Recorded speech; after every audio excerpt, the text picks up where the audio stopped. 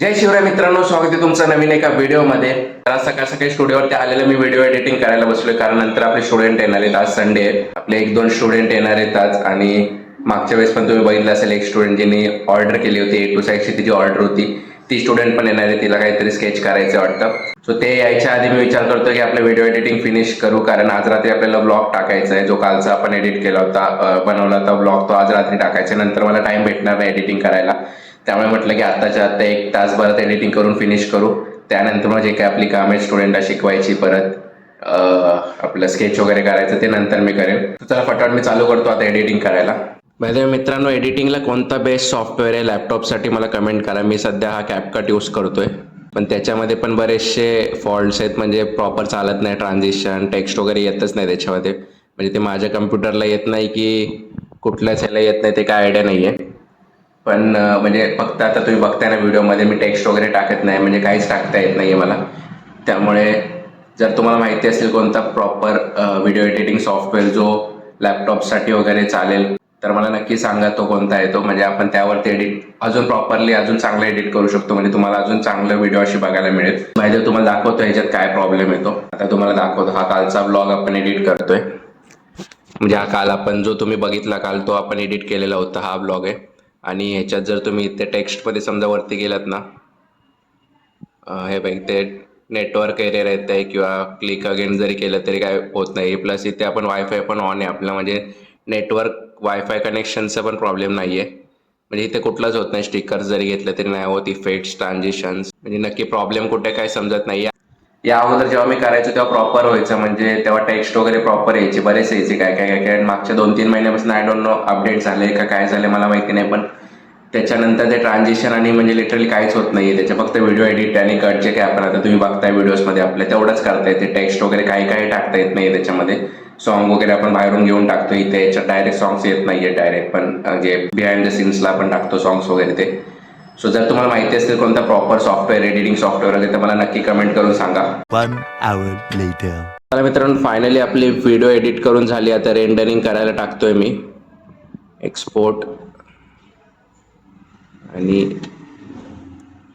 Rendering करायला टाकली. आता जवळपास 1-2 मिनिटं लागतील त्याला व्हिडिओ रेंडर व्हायला. त्यानंतर यूट्यूबवरती अपलोड करून टाकेल आपण. एडिटिंगचं तर आपलं काम झालं आजच्या दिवसाचं. A few moments later.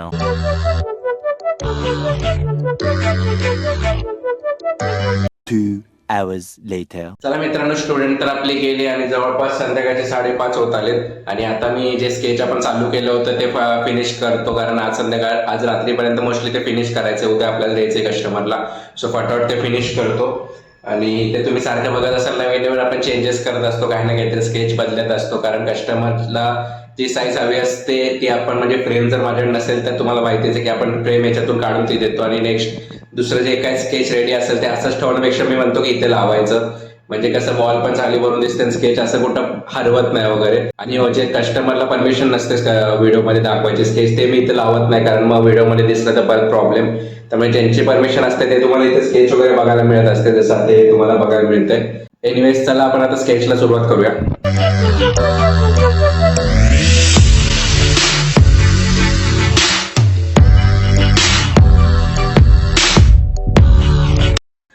मित्रांनो, तर संध्याकाळच्या वाजले जवळपास 7:30 पावणे 8 होत आलेत. आणि जे स्केच आपण सुरू केलं होतं ते ऑलमोस्ट फिनिश होत झाले. म्हणजे थोडंसं आता फायनल पार्ट बाकी, अर्ध्या तासाचं काम असेल अजून.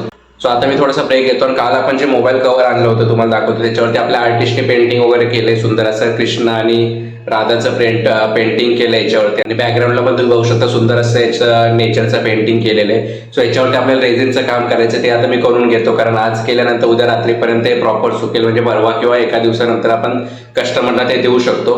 सो आता फटाफट मी हे रेझिनचं हे काम करून घेतो, त्यानंतर मग उरलेलं स्केच कंटिन्यू करतो.